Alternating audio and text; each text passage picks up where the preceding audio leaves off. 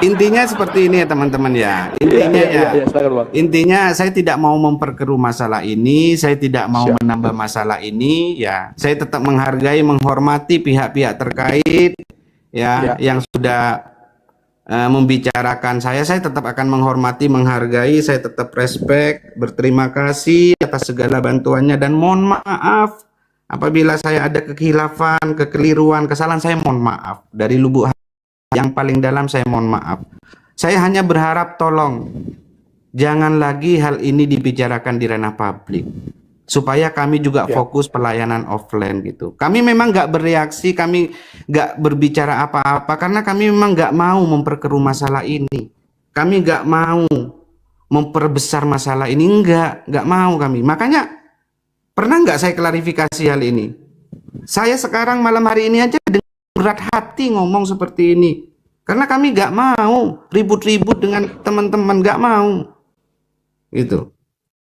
Iya, kami nggak mau ribut-ribut. Marilah, sejak awal kita berteman dengan baik. Kalau memang sudah kita harus mengakhiri perjalanan pelayanan kita untuk bersama-sama, mari kita selesaikan dengan baik-baik. Jam 8 itu paling santer jam 9 saya sudah bangun. Betul. Saya buka Komal, tidak ada apologet yang bangun. Atau mereka sibuk. Mungkin mereka butuh ini. Betul. Kayaknya butuh ini. Karena begitu saya buka Komal pagi-pagi, saya cari, mana ini Komal? Ya, sering. Sekarang ini kok nggak ada yang buka. Oh, siap bang, siap bang. Tadi pagi, kemarin begitu terus. Jadi gimana mau dakwah kita ini bagus? Sementara saya mau solo, jaringan nggak bagus. Gitu. Kita kalah sama Pak Bombom. Nggak ada yang seperti Pak Bombom. Bisa 12 jam, 13 jam sendirian. Iya, betul. Jadi ya teman-teman apologet. Dan bukan juga hanya apologet, Dinda. Siapapun, netizen kan juga ikut begadang. Mereka juga ikut tepuk tangan. Mereka juga ikut ribut, tertawa. Maka ini, mereka butuh ini. Suplai nutrisi untuk menjaga kesehatan. Ini ada madu dan murah. Saya agaknya kaget. Berapa harganya? 40.000. 40.000. Sebanyak ini, Masya Allah.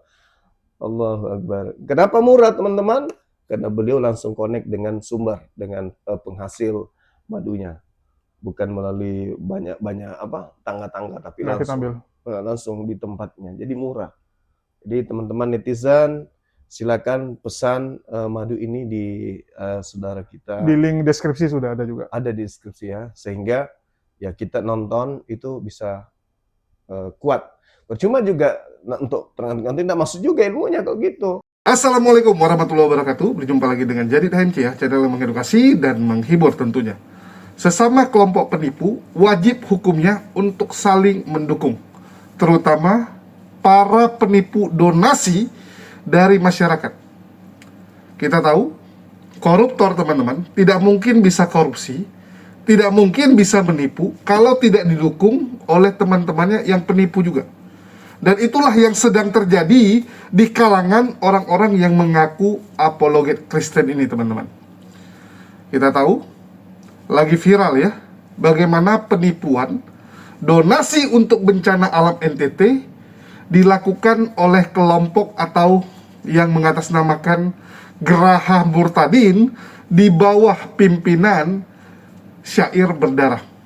Jadi ada salah satu Polikardus penghujat yang beberapa waktu lalu cukup aktif untuk berdiskusi, untuk menghujat, di mana sekali lagi teman-teman ya, tujuannya adalah supaya mendapat dukungan dari orang-orang Kristen Islamophobia.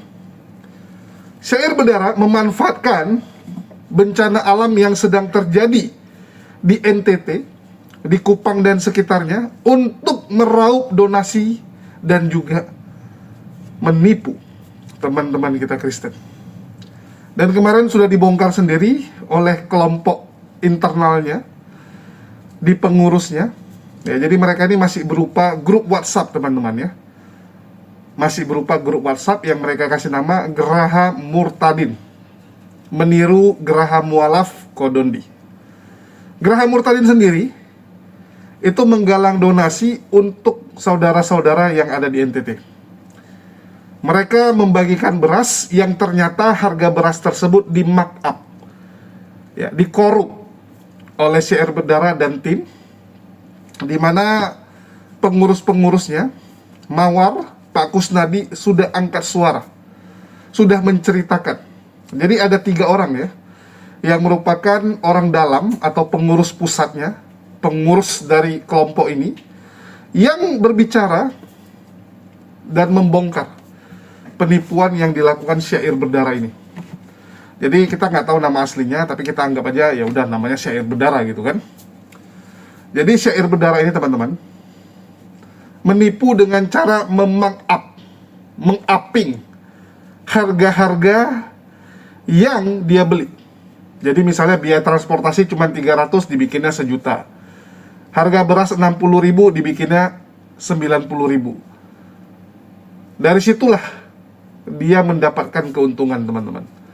Jadi sekali lagi ya, yang namanya korupsi itu bukan langsung ngambil uang terus uangnya hilang dari laporan. Enggak, itu bukan korupsi teman-teman, itu nyolong. Yang namanya korupsi itu harga dinaikkan. Bangun jembatan cuma 500.000 ditulis 2 miliar. Beli pengadaan komputer untuk kantor harga 6 juta dibikin 10 juta. Itu namanya korup. Bukan ada budget untuk komputer tiba-tiba hilang uangnya. Itu bukan korup, itu nyuri namanya teman-teman. Ya, kas negara ada 20 miliar. Tiba-tiba sisa 16 miliar, 4 miliarnya hilang. Nah, itu nyolong namanya. Nggak ada orang korupsi seperti itu. Korupsi itu harga dinaikkan. Harga dinaikkan. Dan itulah yang selalu dilakukan oleh kelompok-kelompok orang-orang yang mengaku apologet Kristen. Dan yang membongkar itu biasanya dari internal mereka sendiri. Kita ambil contoh. Yayasan Paul Jang.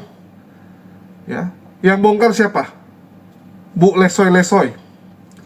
Ketua dari Galarua, salah satu yayasan yang didirikan oleh Paul Jang. Diceritakan bagaimana Paul Jang sering melakukan markup harga. Dan dari dulu sudah saya sampaikan, cara Paul Jang untuk menipu adalah dengan markup harga. Dia nggak bisa ngambil begitu saja dari yayasan-yayasan itu. Terus yang kedua, teman-teman. Ya, ada juga kelompok Rekda Marbun, geng herder, yang sekarang juga lagi pusing karena penipuan mereka terbongkar. Terutama uang donasi yang dititipkan oleh Eagle Amerika. Dan sampai detik ini belum clear teman-teman ya. Karena Rekda Marbun bilang mau kembalikan uang tersebut, tapi sampai detik ini belum dia kembalikan. Belum lagi penipuan-penipuan lainnya yang mereka lakukan. Oke? Korupsi-korupsi lain yang mereka lakukan. Dititipkan suruh kasih kepada Polikardus A 2,5 juta yang dia transfer 500.000. 2 juta dipotong. Luar biasa. Ini kelakuan kelompok-kelompok orang-orang yang mengaku apologet Kristen, teman-teman ya. Rekda Marbun sendiri itu lagi pusing, teman-teman. Karena internalnya lagi kacau balau. Terbongkar penipuan donasi. Terus yang kedua, ya, lagi ribut gara-gara Edis nyuruh mereka nyerang Ferdinand Huta Heian, tetapi mereka tidak berani. Yuli yang disuruh menggeruduk memutuskan pura-pura nggak tahu. Bahkan sampai PG emosi. PG emosi karena dianggap Yuli tidak setia kepada Edis. Lagi ribut ini internalnya. Ya.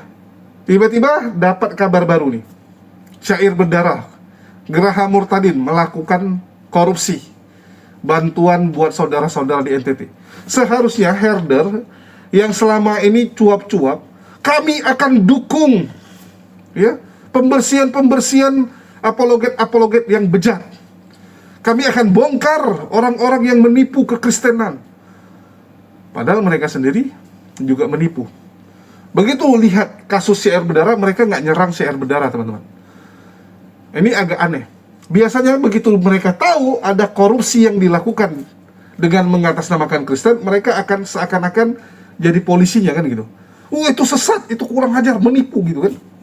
Saat Lina Wijaya terbongkar melakukan penipuan atas nama pelayanan, grup Astaga, ya Astaga itu BAB Rest Area, atas nama pelayanan melakukan penipuan, dibongkar sama Rekda Marbun, dibongkar oleh herder, ya difokuskan ke sana.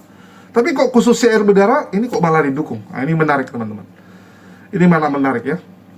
Jadi saat belum ada isu, belum ada kabar mengenai korupsi kelompok herder, mereka akan berpura-pura sebagai polisi yang menertibkan apologet-apologet Kristen. Tapi begitu mereka kena kasus, mereka mendukung sesama penipu. Ya, karena mereka penipu, sudah terbongkar mereka penipu. Jadi mau nggak mau mereka harus mendukung juga yang sesama penipu. Kenapa mereka harus mendukung? Yang pertama, ya, tentu saja untuk pengalihan isu, supaya orang fokusnya nggak ke mereka lagi, nggak ke penipuan yang mereka lakukan yang sampai hari ini belum clear. Konsentrasi orang Kristen, konsentrasi netizen akan fokus kepada syair berdarah. Jadi mending fokus ke situ, bahasnya itu terus. Terus yang kedua, sesama penipu harus saling mendukung. Dulu belum ketahuan, ya. Dulu belum ketahuan mereka penipu. Karena mereka masih memakai topeng sebagai orang benar, tentu saja kalau ada penipu, mereka akan gebukin juga. Mereka akan ikutan, oh itu penipu, itu penipu, itu penipu. Karena mereka masih pakai cover sebagai orang baik. Tetapi saat covernya sudah terbongkar bahwa mereka penipu juga, ya mau nggak mau mereka harus mendukung sesama penipu. Oke? Jadi memang ada hukum yang tidak tertulis bahwa sesama penipu ya harus saling mendukung. Itu yang dilakukan oleh kelompok ini. Dulu menghakimi, sekarang jadi mendukung penipuan. Nah, inilah kelakuan orang-orang ini, teman-teman. Dan saya berharap sekali lagi ya, gereja ataupun institusi yang menaungi kekristenan itu bisa speak up. Karena kalau dibiarkan terus, nama Kristen yang akan rusak. Nama Kristen yang akan jadi korban. Mereka memanfaatkan kekristenan untuk meraup keuntungan. Ini yang bahaya. Ini bahaya sekali. Kita akan dengar ya, bagaimana syair berdarah melakukan kolaborasi dengan herder. Nah, lucu nih teman-teman ya. Bukannya tabayun kalau kita bilang ya, bukannya tabayun, bukannya bereskan masalah. Ini malah sama Rekda Marbun bersekutu, sama herder bersekutu, ya. Untuk apa? Untuk bisa menipu lebih banyak lagi orang-orang Kristen yang polos dan lugu di luar sana. Luar biasa memang, para Polycarpus. Dan sekaligus juga ya, bisa dibilang saya menambah daftar Polycarpus yang akan sangat membenci saya, karena sudah fokus memberitakan penipuan dia, karena sudah membuat periuk dia, ladang pencarian dia jadi terputus. Ya, jadi kalian akan melihat saya nambah musuh lagi nih. Saya nambah musuh, karena sekali lagi kalau kita hanya membahas ya agama Yesus, mereka nggak akan masalah. Kamu mau bilang Yesus apapun, mereka udah bilang. Polycarpus udah bilang, kamu mau bilang Yesus apapun, kita tutup mata. Yang penting jangan periuk mereka, ladang pencarian mereka kamu serang. Mereka akan emosi, mereka akan kejang. Apalagi ini kita sudah bongkar-bongkaran, ya. Tapi ya inilah tugas kita teman-teman, karena setiap orang punya medan perjuangan. Ada orang medan perjuangan dakwanya dengan berdiskusi, dengan membongkar ajaran. Ada orang juga dengan membentengi saudara-saudaranya. Kayak kalau saya lebih suka membentengi saudara-saudara kita supaya jangan tertipu dengan ajaran ini, ya, dengan ajaran Polycarpus ini. Sekaligus apa? Membongkar kebusukan mereka. Karena saya kuatnya itu di analisa, saya kuatnya itu di strategi, teman-teman. Oke? Jadi memang setiap orang punya bakat masing-masing, ya sudahlah ya. Oke, jadi teman-teman kita akan dengarkan bagaimana syair berdarah yang sudah terbongkar penipuannya bersekutu dengan kelompok herder yang juga sudah terbongkar penipuan-penipuan mereka. Dan supaya makin seru nontonnya, jangan lupa teman-teman ditemani Maudi Madu ya, terutama varian NTT ini. Ini varian baru kita, sangat segar, sangat nikmat juga. Nggak kalah dengan hutan Aceh teman-teman ya. Kalau hutan Aceh ini tetap kesukaan saya. Ya, bagi teman-teman yang lagi nyari madu atau belum pernah konsumsi madu, silakan dicoba dan rasakan perubahan setelah kalian rutin mengkonsumsi madu setiap harinya. Nggak ada masalah minum madu setiap hari teman-teman, karena dia bukan gula, ya. Dia nggak akan membuat kalian diabetes kalau kalian minumnya dalam porsi yang pas. Kecuali kalian minum 1 botol ini sehari, kayak si Kores ya. Kores bisa minum 1 botol sehari teman-teman. Entah kenapa anak itu ada gila-gilanya kalau saya bilang. Ya, bagi teman-teman kita juga ada jualan kopi. Jangan lupa dicoba juga kopi buatan kita, namanya Maha Kopi ya. Kalau ini udah dibuka teman-teman, ini udah dibuka. Ini untuk saya soalnya. Oke? Imbang lah sama yang semalam ya. dan tap-tapnya juga sudah lumayan banyak. Oke, Bang Syair, it's time for you. Come on, explain sejelas-jelasnya. God bless you. Dipersilakan waktunya, Bang. Silakan. Ya, terima kasih ya teman-teman semuanya atas kesempatan dan waktunya ya. Shalom semuanya bagi saudara-saudara yang terkasih di dalam Tuhan. Pertama yang ingin saya sampaikan, memang dalam 1 bulan terakhir ini saya off di TikTok ya. Kenapa saya off di TikTok itu ya? Karena saya memang tidak ingin ya mendengar informasi-informasi seperti ini. Karena tentunya itu akan mengganggu pikiran saya dan juga tim pelayanan yang ada di sini. Namun pada akhirnya ya tetap terjadilah hal seperti ini ya. Oke lah, gak apa-apa. Dan yang kedua, tujuan saya naik di Komal Kak Reda dan bersama teman-teman sekalian ya, saya bukan mau mencari siapa yang benar, siapa yang salah. Saya hadir di sini bukan untuk memperkeruh masalah, bukan untuk memperbesar masalah atau menambah masalah. Tidak. Saya tidak dalam tujuan hal itu. Saya tetap menghormati semua pihak-pihak, termasuk pihak-pihak yang mungkin membahas tentang saya. Akhir-akhir ini saya tetap menghormati, menghargai, dan saya akui secara jujur ada masa di mana beliau-beliau pernah membantu mendukung pelayanan saya. Jadi saya tidak mau memburuk-burukan siapapun, menjelekkan siapapun, ya, atau ya, memperkeruh masalah atau menambah masalah. Tidak. Ya, sebenarnya saya itu berat hati ya untuk klarifikasi seperti ini ya, karena memang saya itu mungkin teman-teman tahulah, saya itu gak suka cari masalah gitu. Suka cari masalah, saya gak suka ribut. Saya itu ingin pelayanan offline saya itu yang sudah ya udah berjalan 20 tahun ini terus berjalan dengan baik. Ya, harapan saya itu seperti itu gitu ya. Namun ya apa boleh buat ya, pada akhirnya bertebaran informasi-informasi yang ada di media sosial yang pada akhirnya ya terdengar oleh saya ya. Saya datang ke sini ya ingin menjelaskan hal-hal tersebut. Nah, ya kalau bisa berharap ya pihak-pihak terkait bisa hadir juga di sini biar enak, biar dari kedua belah pihak juga bisa menyampaikan supaya apa? Supaya semuanya ini selesai. Dan saya berharap dan minta tolong betul buat Kak Reda dan tim, setelah saya berbicara pada malam hari ini, hal ini tidak dibahas kembali, tidak tidak dibicarakan kembali ya. Supaya ya Kak Reda, supaya kami juga ya tenang di dalam pelayanan offline, kami pun bisa menjalankan pelayanan yang menjadi panggilan kami. Baik, yang pertama terkait markup ya, terkait markup beras ya yang di NTT teman-teman ya. Sebenarnya ini sudah selesai gitu ya. Kami itu setiap bulan itu mengadakan Zoom dengan teman-teman donatur ya, sebagai bentuk pertanggungjawaban. Zoom itu juga kita memberikan laporan terkait keuangan dana yang masuk melalui yayasan yang kami miliki. Kebetulan saya pembina yayasan dan teman saya, saudara saya, adik saya Bang Dominik adalah bendahara, dan beliau yang sering dan rutin memberikan laporan keuangan di grup donatur, beberapa donatur ya. Dan juga setiap bulan biasanya kami rutin memberikan laporan pertanggungjawaban terkait markup ya, markup beras kemarin di NTT. Sebenarnya itu udah selesai gitu ya, tapi ya saya nggak tahu kenapa hal itu diangkat kembali ya.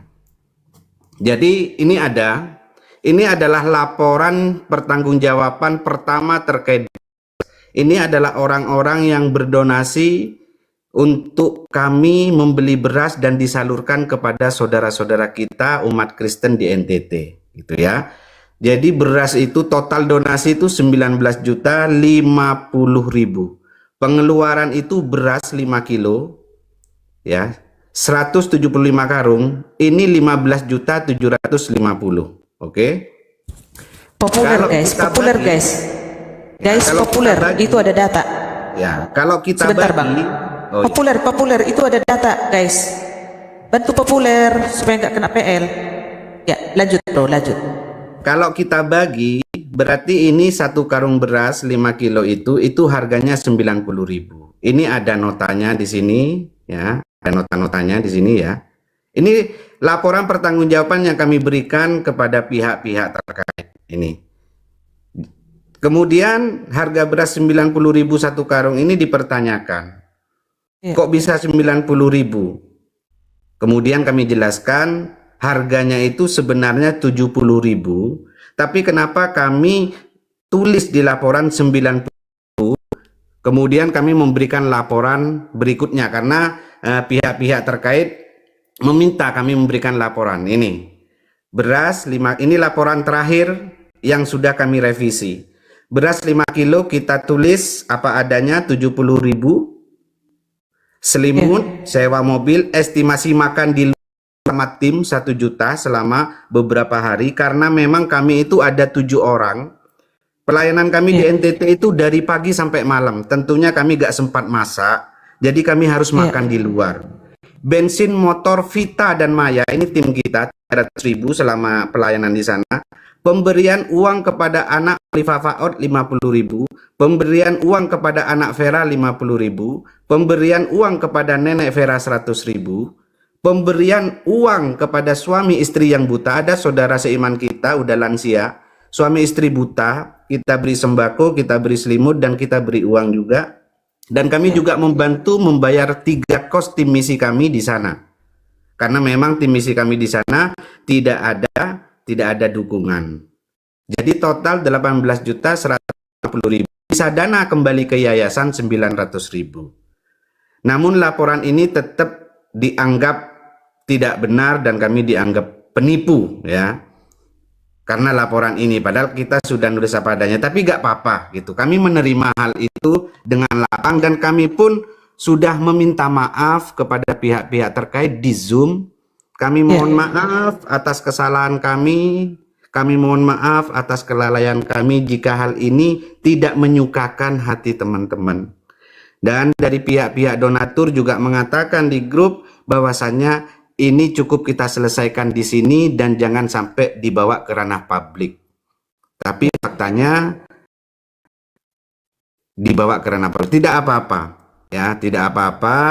Kami menerima gitu. Kami menerima semua itu. Tentunya ini menjadi evaluasi bagi kami supaya kami bisa lebih baik lagi ke depannya ketika memberikan laporan pertanggungjawaban terkait donasi yang kami terima. Sebenarnya ini sudah selesai di Zoom, tapi nggak tahu kenapa kok bisa sampai di publik gitu ya. Makanya saya itu off TikTok karena tidak mau semakin ribut ya.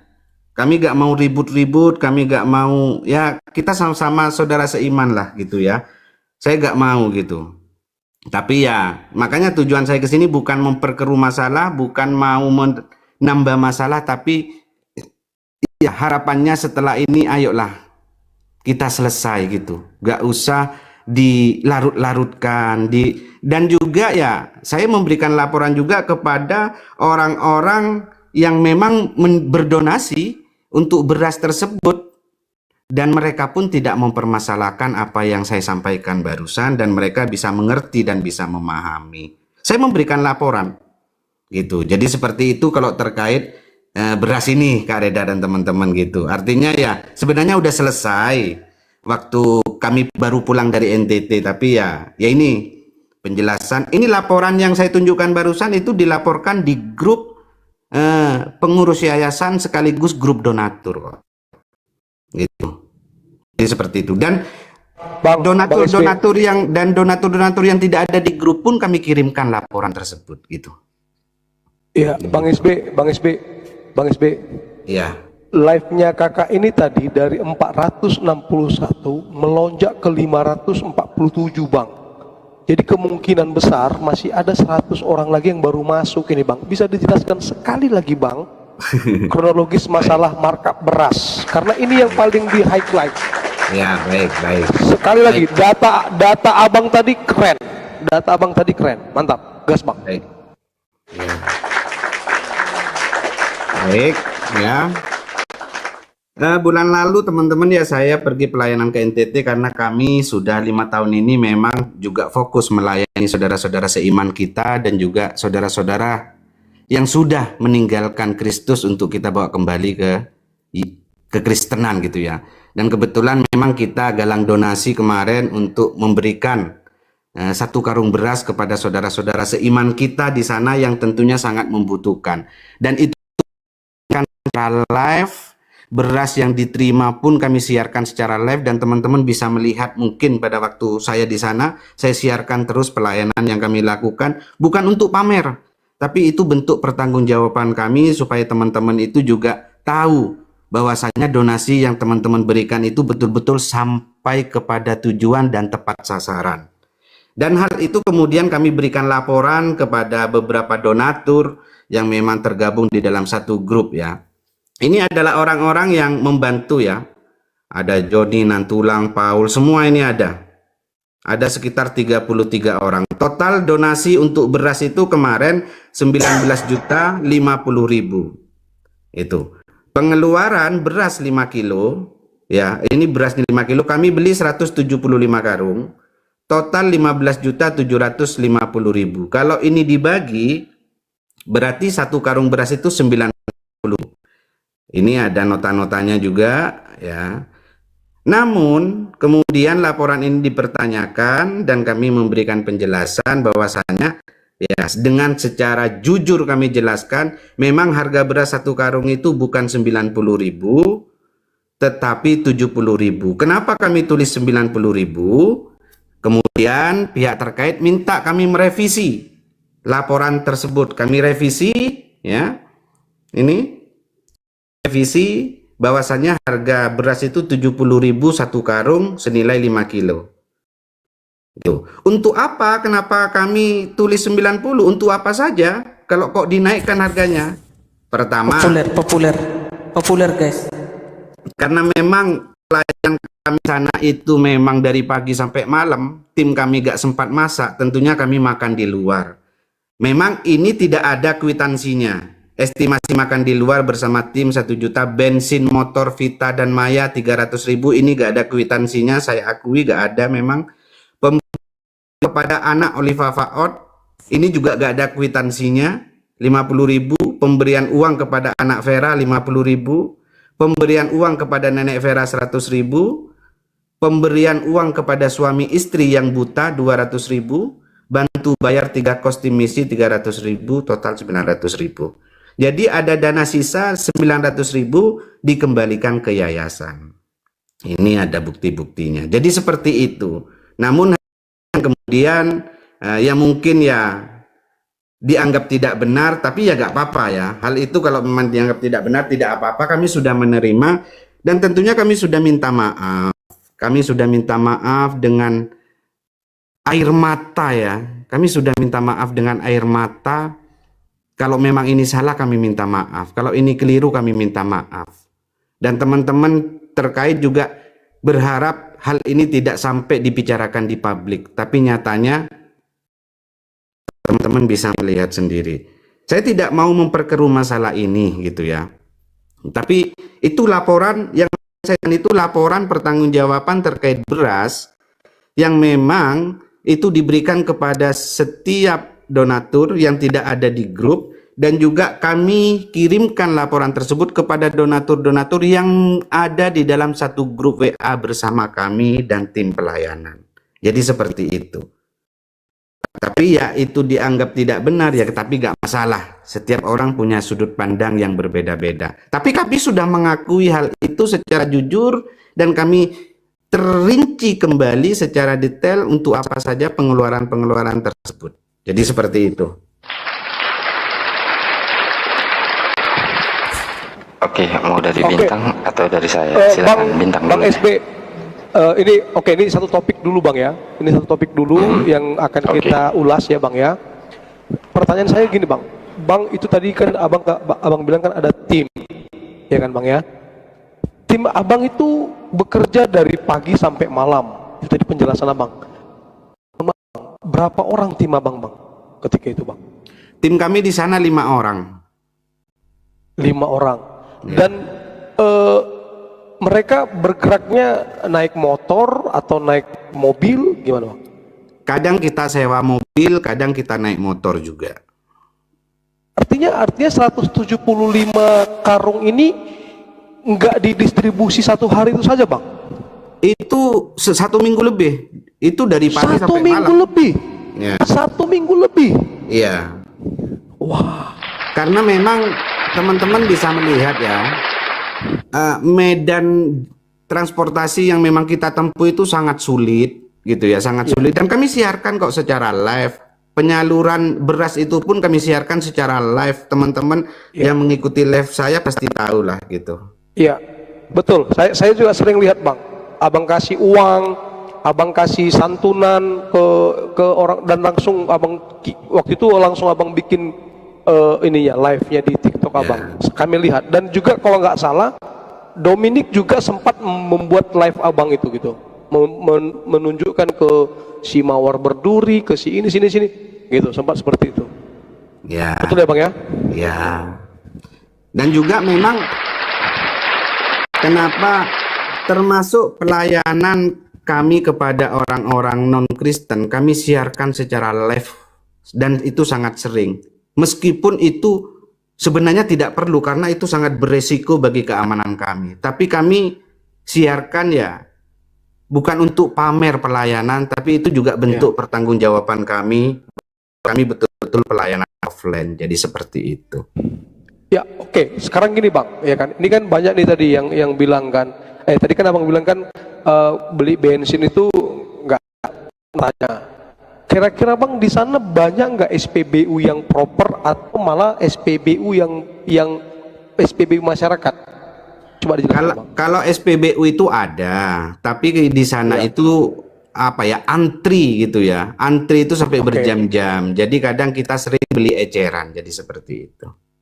Oh, jangankan di NTT bang, di kota-kota besar juga ada. Intinya seperti ini ya teman-teman ya. Intinya intinya saya tidak mau memperkeruh masalah ini, saya tidak mau menambah masalah ini ya. Saya tetap menghargai, menghormati pihak-pihak terkait ya, yang sudah membicarakan saya tetap akan menghormati, menghargai, saya tetap respect, berterima kasih atas segala bantuannya dan mohon maaf apabila saya ada kekhilafan, kekeliruan, kesalahan, saya mohon maaf dari lubuk hati yang paling dalam, saya mohon maaf. Saya hanya berharap tolong jangan lagi hal ini dibicarakan di ranah publik supaya kami juga fokus pelayanan offline gitu. Kami memang nggak bereaksi, kami nggak berbicara apa-apa karena kami memang nggak mau memperkeruh masalah ini. Kami nggak mau memperbesar masalah ini, nggak mau kami. Makanya pernah nggak saya klarifikasi hal ini? Saya sekarang malam hari ini aja dengan berat hati ngomong seperti ini karena kami nggak mau ribut-ribut dengan teman-teman, nggak mau gitu. Iya, kami nggak mau ribut-ribut. Marilah sejak awal kita berteman dengan baik. Kalau memang sudah kita harus mengakhiri perjalanan pelayanan kita untuk bersama-sama, mari kita selesaikan dengan baik-baik. Saya berharap seperti itu gitu ya. Itu sih poin yang terkait ini. Silakan lanjut. Sekali lagi bang, saya hanya mau memberikan sebuah gambaran karena kan yang di lapangan itu kan abang dengan tim. Jadi supaya teman-teman di bawah ini mengerti, paham, ya. Apalagi kalau yang sudah pernah ke Indonesia Timur ya. Pokoknya kalau kita ke Indonesia Timur teman-teman jangan berpikir infrastruktur di sana sudah ya kan. Nah, bang. Waktu itu bang, jarak abang mendistribusikan beras ini ke tempat-tempat yang mau didistribusikan berapa jauh bang? Kalau dari tempat medannya apa saja bang? Medannya apa saja? Kalau gunung dari kah, lembah kah? Kalau dari tempat kos kami itu ya ada yang 1 jam, ada yang 1,5 jam, ada yang 30 menit, beda-beda gitu. Jadi seperti ini ya teman-teman. Beda-beda arah ya. gini ya, kenapa saya itu ketika siaran itu selalu mengajak, ayo teman-teman kalau mau ikut pelayanan offline kami, silahkan, kami terbuka kok, silahkan. Kalau ada apa-apa, ada masalah apa, biar saya yang mati duluan. Gak masalah, ayo. Bahkan beberapa donatur juga pernah ke tempat kami ajak pelayanan juga di sini. Ayo, gak masalah, kami welcome kok. Karena kami gak suka ribut gitu. Itu, kami gak suka ribut-ribut teman-teman. Jadi seperti itu. Terakhir Bang, terakhir. Ini ada spender yang sudah keluar dari Abang, ya. Atau donatur lah kita bilang ya, jangan donatur yang sudah keluar dari Abang, dan yang jelas mereka kemarin yang mempublikasikan ini ke publik lewat komal seorang Mr. M lah kita bilang ya.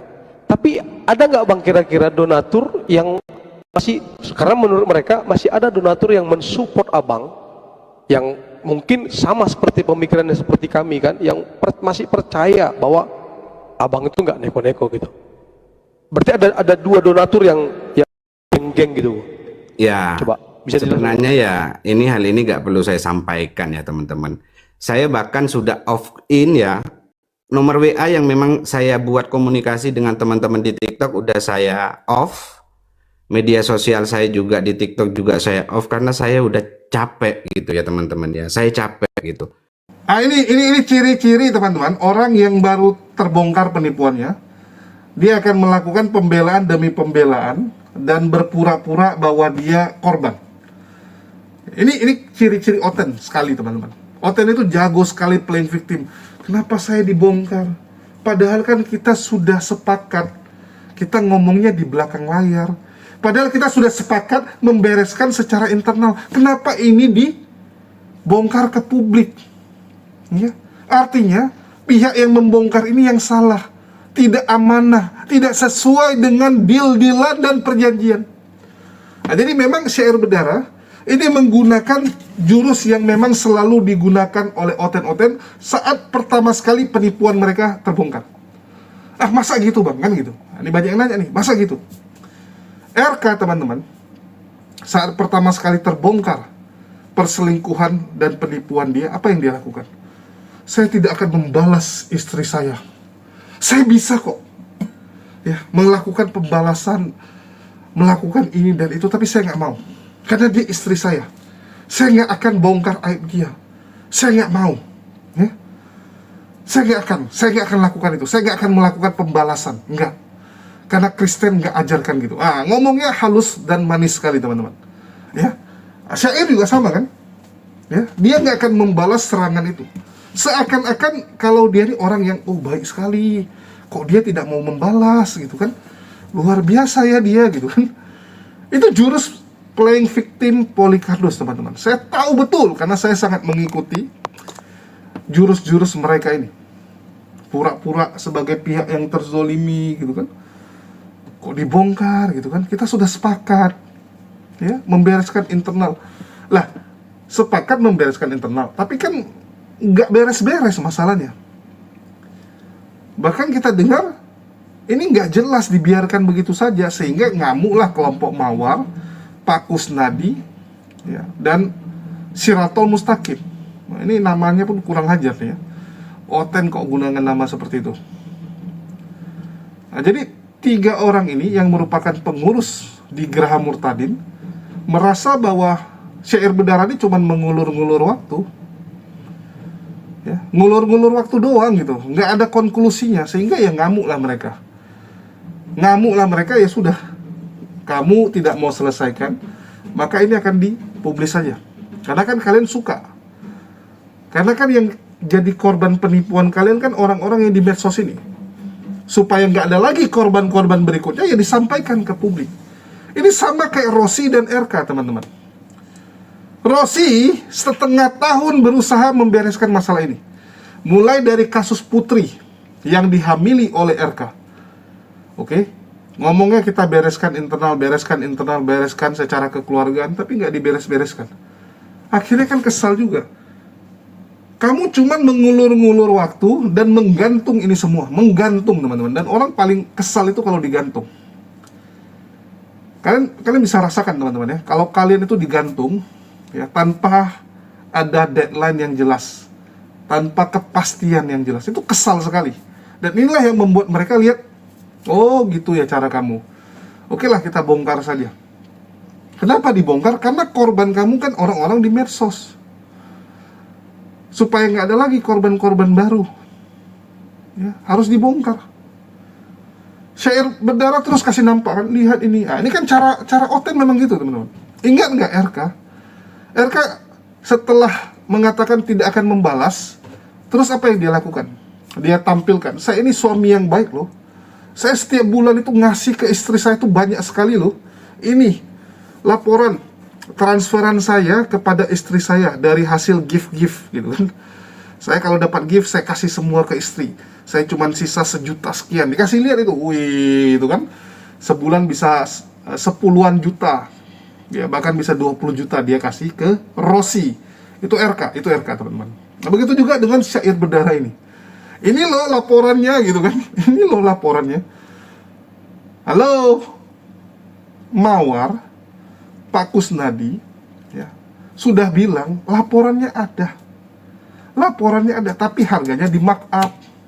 Itu yang dipermasalahkan. Oke, koruptor di negara Indonesia itu semua juga ada laporan. Ya, semua juga ada laporan.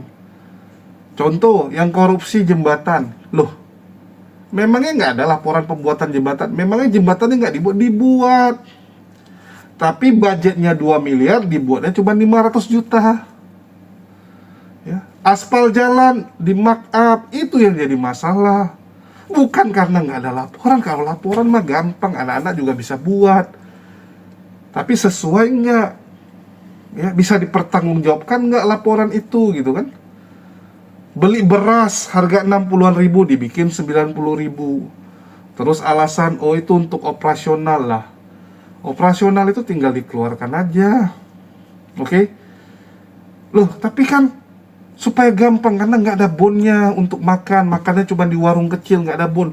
Tulis kwitansi, taruh fotonya. Ini saya kasih tahu teman-teman ya. Saya itu termasuk yang tukang ngoceh lah, terutama untuk laporan-laporan kayak Kores buat gitu. Saya selalu minta ya minimal ada foto. Oke, makan nggak ada bonnya, minimal foto teman-teman. Ada fotonya. Ya, jadi sambil makan ada foto dulu sekali. Dan kita tinggal lihat kan masuk akal nggak gitu. Sama kayak ini kan, beras itu masuk akal nggak harga 90 ribu untuk 5 kilo ya. Dan ini beras SPHP teman-teman, yang Bulog keluarkan. Bukan beras Jepang, bukan beras import yang mahal gitu kan. Kan kita bisa lihat, make sense nggak gitu. Oke. Oh, untuk operasional, sekarang logika lah. Beras yang dibagikan dibilang 100 lebih ya, dari 150 lah kita bilang. Kalian bisa bayangkan, dia markup 30 ribu kali 150 itu 4,5 juta. 4,5 juta. Makan tim kamu apakah sampai 4,5 juta? Makan apa tim kamu 4,5 juta? Ya. Dan sebenarnya korupsi ini sudah dilakukan dari tahun lalu. Kesalahan-kesalahan ini sudah dilakukan dari tahun lalu menurut keterangan Kak Mawar. Tetapi kali ini mereka udah kayak merasa ini udah kelewatan gitu. Kalau kemarin mungkin untuk operasional dia markup. Ya, sewa mobil misalnya cuma 2 juta dibikin 4 juta. Nah, mereka masih tutup mata lah. Oke, tapi ini bencana alam. Sehingga wah ini udah nggak benar gitu kan. Ini biar kalian tahu teman-teman ya. Jadi penipuan ini sudah dilakukan dari tahun lalu. Dari pertama sekali Geraha Murtadin ya, grup Geraha Murtadin ini dibuat oleh Syair Berdarah. Cuman selama ini pengurus-pengurus tuh diam karena anggap udahlah. Ya, misalnya biaya makan dibikin 1 juta ya 500 gitu kan. Padahal makan cuman 80, 150 ribu tapi dibikin tinggi-tinggi. Nah, kalau itu orang tuh ya udahlah selama ini ya berharap bahwa Syair bisa bertobat. Oke, mereka cuma bisa doakan gitu. Doakan supaya dia bertobat. Tapi rupanya uang untuk orang yang kena bencana pun masih berani dia korup. Ini yang buat kesal teman-teman. Ya, kalau yang lain lu korup masih oke lah. Ini uang untuk orang-orang yang kena bencana. Biadab nggak itu teman-teman? Itulah saya cerita. Masyarakat kalau dengar, oke, korupsi, pengadaan AC untuk kantor DPR gitu. Oh, korupsi, kurang ajar. Tapi kalau yang dikorupsi, bantuan untuk fakir miskin di wilayah ini, ya, misalnya untuk wilayah Donggala, bantuan untuk orang-orang kelaparan di sana, anak-anak yang gizi buruk, senilai 2 miliar, disalurkan cuma 200 juta, 1,8 masuk kantong. Biadab itu masih dibilang. Biadab sekali. Kemarahan masyarakat akan jauh lebih besar dibandingkan dengan korupsi pengadaan AC itu. Kenapa? Itu nyawa orang, anjir. Orang lagi kena bencana, kamu korupsi. Kurang ajar. Seperti itu, teman-teman. Itulah kenapa mereka akhirnya speak up. Karena ini kalau dibiarkan terus, mau berapa banyak dosa yang mereka tampung. Mau berapa banyak? Karena sekali lagi, mereka pengurus. Mereka ikut berdosa, teman-teman. Ya, mereka ikut menanggung beban tersebut. Seakan-akan mereka menikmati, padahal yang menikmati hanya syair berdarah.